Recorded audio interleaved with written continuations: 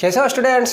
बढ़िया होंगे, मज़े में होंगे और पढ़ाई शढ़ाई भी हो रहा है ना। चलो भाई, आज मैं आपको पढ़ाने जा रहा हूँ कौन सा चैप्टर का कौन सा क्वेश्चन इंपॉर्टेंट होगा, किसको स्टडी करके आपका बोर्ड एग्जाम में जाना है ना। तो बढ़िया से देखो, मेरा बात में अगर विश्वास करोगे तो आप अच्छा स्कोर कर सकोगे, मार्क्स ला सकोगे है ना। तो ये देखो क्वेश्चन आपका चैप्टर 1 का, ये चैप्टर 1 है। चैप्टर 1 का पहला क्वेश्चन क्या बोला इसने? यूजिंग सुटेबल आइडेंटिटी फाइंड, मतलब कुछ प्रॉपर्टीज़ या आइडेंटिटीज़ यूज़ होगा है ना।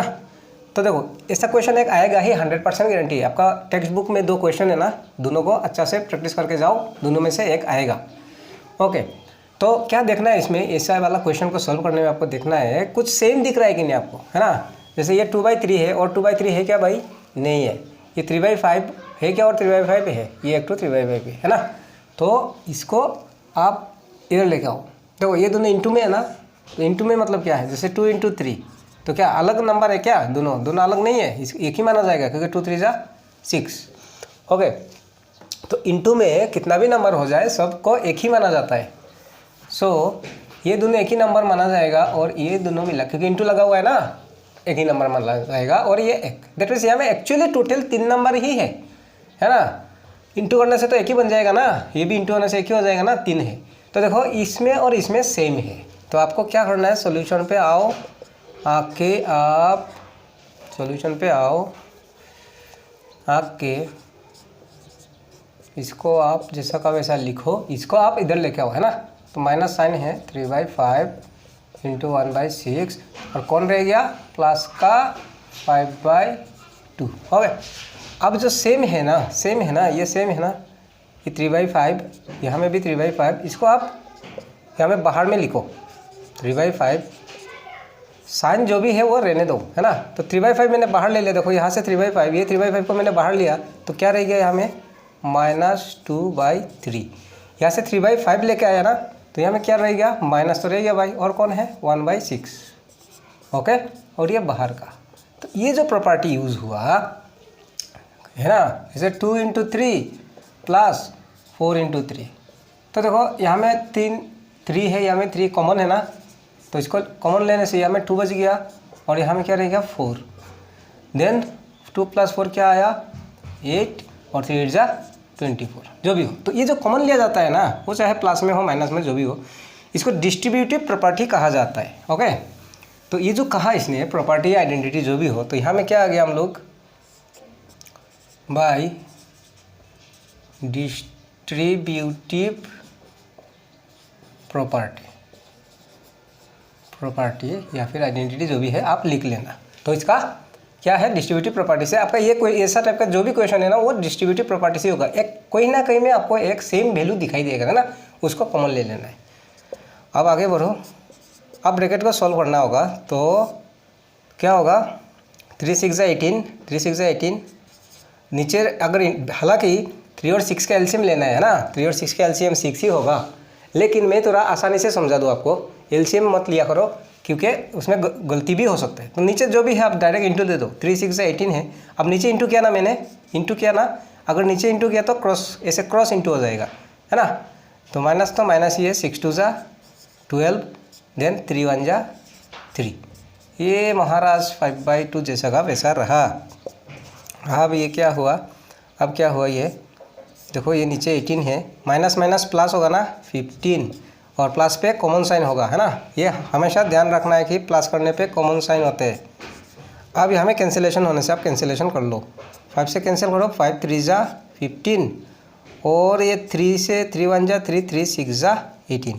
थोड़ा लेके आओ नीचे में, ऊपर में क्या है देखो, यहाँ में 3 का नीचे 1 है ना, और यहाँ में क्या है? -1/6, ये 5/2 है। ओके, अब ये 3 से भी कैंसिल कर लो, 3 × 2 = 6।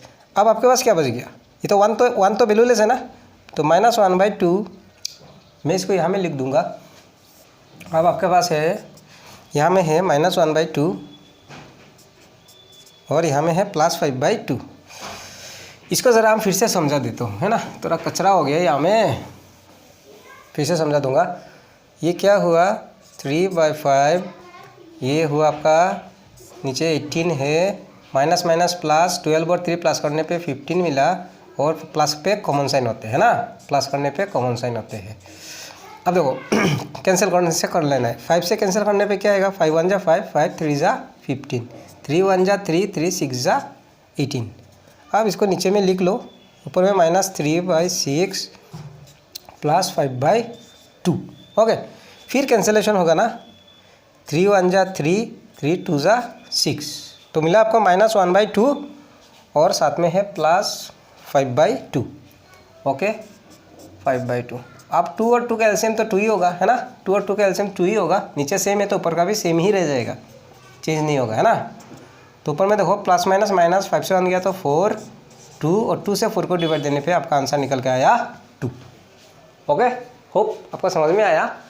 तो मैं अब लेने वाला हूँ नेक्स्ट क्वेश्चन को, उसको भी समझा देता हूँ ना, उसमें थोड़ा तकलीफ हो सकते हैं आप लोग का। तो भाई ये आपका क्वेश्चन नंबर 2 है ना, इसमें दिक्कत होता है क्योंकि इसमें ज़्यादा नंबर्स है ना, इसमें दिक्कत होता है। ये मोस्टली इंपॉर्टेंट क्वेश्चन है जो ज़्यादातर आते रहते हैं ना, तो घबराना नहीं है, मैं बढ़िया से समझा दूंगा। ओके, और गारंटी है मेरा गारंटी है आपसे, आपको गारंटी है मेरा कि मैं समझाने का बाद में ऐसा वाला क्वेश्चन सॉल्व करने में आपका कोई भी तकलीफ नहीं होगा। तो वीडियो को स्किप नहीं करके अच्छा से सुन लो और देख भी लो, है ना। तो सुनो, मैंने कहा था ना कि कुछ सेम होने से सेम वाला को आपको कॉमन लेना है ना। तो क्या 2/5 है, क्या 2/5 है ना, 2/5 हो गया ना। तो यहाँ में क्या है, ये एक नंबर है, ये एक नंबर है, ये एक नंबर है। ओके, अब क्वेश्चन आते हैं इंपॉर्टेंट बात क्या कहा इसने, सुटेबल आइडेंटिटी या प्रॉपर्टी सेम ही होते हैं ना। तो आपको आइडेंटिटी या प्रॉपर्टी से अगर सॉल्व करने कहा जाए तो यहाँ में अगर कैंसिल होता भी है ना तो कैंसिल नहीं करना है आपको, है ना। ये कैंसिल होगा, लेकिन आपको जब तक प्रॉपर्टी यूज़ नहीं हो रहा है, प्रॉपर्टी को आपने लगाया नहीं है, तब तक आपको कैंसिलेशन कुछ भी कैलकुलेट नहीं करना है। ओके, तो देखो ये सेम नंबर है ना, इसमें 2/5, इसमें 2/5, इसमें तो जो भी है कुछ है ही नहीं है ना, तो ये दोनों में सेम है। तो इसको मैं इसका पास में लेके आऊँगा, दोस्ती करवाने के वास्ते कि भाई दोनों का दोस्ती हो जाए, है ना। प्लस साइन है ना, 1/14 इंटू 2/5, और ये वाला वैल्यू पूरा साइन के साथ उठा के पीछे में रख दिया, है ना, रख दिया। अब क्या है देखो, सेम क्या है यहाँ में 2/5, यहाँ में भी 2/5 सेम है। तो इसको मैंने बाहर लिख लिया, जो सेम है ना उसको बाहर में रख लो, है ना। तो ये क्या है, यहाँ में कौन रह गया, -3/7, और इसमें क्या है प्लस 1/14 रह गया, और ये हो गया 1/6 इंटू 3/2, और लग गया हमें distributive property by distributive property. Okay जी। तो अब देखो एक बार प्रॉपर्टी यूज लग गया ना, मैंने कॉमन ले लिया ना, डिस्ट्रीब्यूटिव प्रॉपर्टी यूज हो गया ना, अब आप कैंसिलेशन कर सकते हो, कहीं में भी प्लस माइनस इंटू डिवाइड जो मर्जी करो। तो अगर कैंसिल होने से कैंसिल करना है, 3 1 जा 3, 3 2 जा 6, क्योंकि कैंसिल करने पे सॉल्यूशन सॉल्व करना बढ़िया इजी होते हैं। ओके ना भाई, चलो जी। अब देखो इसका ब्रैकेट को ऑफ करने के लिए मेरे को एलसीएम लेना होगा, है ना, एलसीएम लेना होगा। तो अगर एलसीएम लिया जाए 7 और 14 का, 7 और 14 का एलसीएम 7 ही है। ओके, लेकिन आपको ऐसा एलसीएम में मत लो, डायरेक्ट इंटू कर लेने से ईजी होगा। 7 4 जा 7 इंटू 14 कितना होगा, 7 14 जा 98। ओके, अब देखो क्रॉस मल्टीप्लाई कर लो, है ना, ऐसे क्रॉस। तो माइनस का माइनस 3 इंटू 14 42, प्लस 7 1 जा 7 माइनस 1/4। ओके,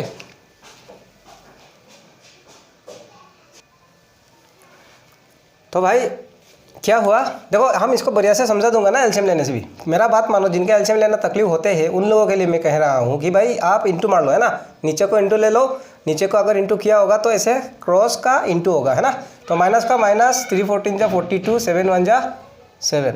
ओके, आप आगे बढ़ो, 2/5 जैसा का वैसा होगा, और यहाँ में 98 भी जैसा का वैसा होगा। माइनस प्लस माइनस करने पे ग्रेटर का साइन होगा, है ना, जो ग्रेटर है, माइनस करने पे प्लस करने पे सेम साइन, है ना, और माइनस करने पे बड्डा वाला का साइन होगा, ग्रेटर का साइन। तो ये हमें माइनस प्लस माइनस है, तो ग्रेटर कौन है, 42, इसका साइन माइनस है यार। 42 से 7 माइनस करने पे आपको क्या मिला जी,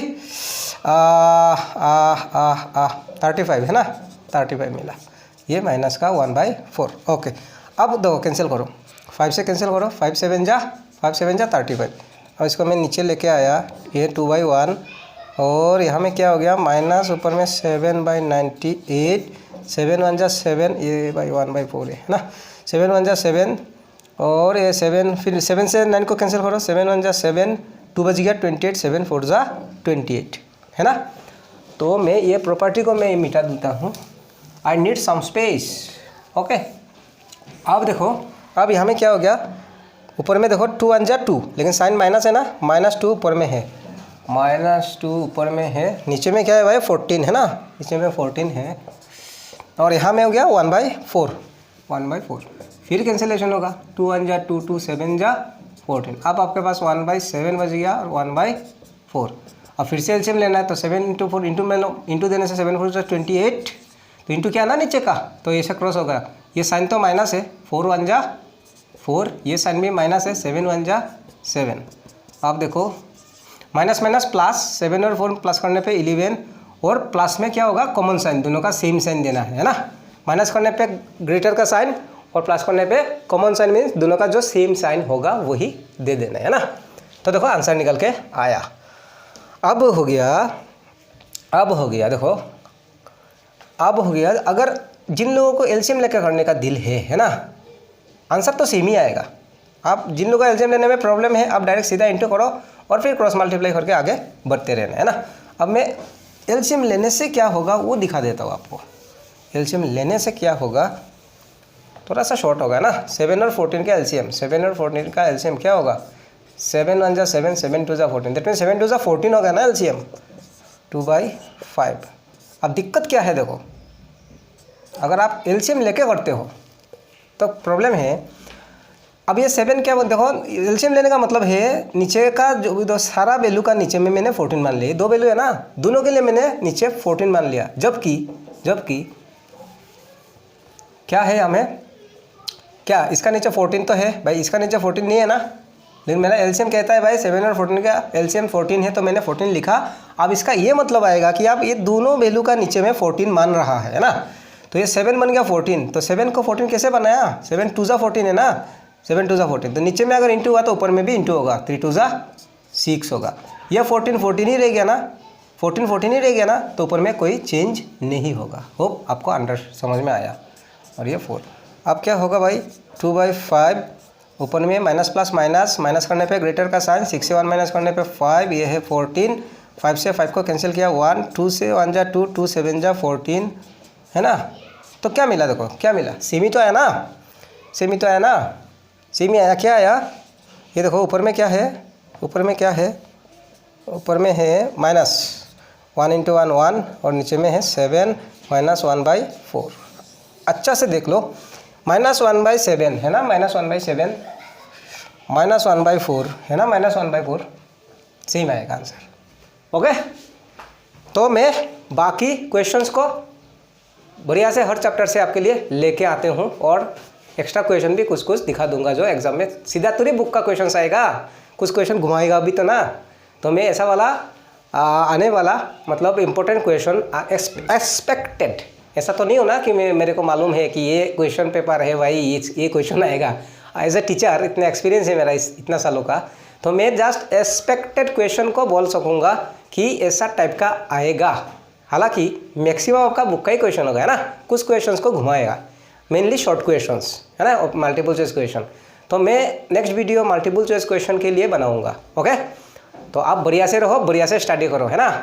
और अगर मेरा वीडियो पढ़ाने वाला आपको पसंद आया तो उसको लाइक कर लेना है ना, और अपना दोस्तों को भी शेयर करो ताकि उन लोग का भी कुछ भला हो जाए। किसी का भला करने से खुद का भी भला होता है ना। ओके जी, मिलते हैं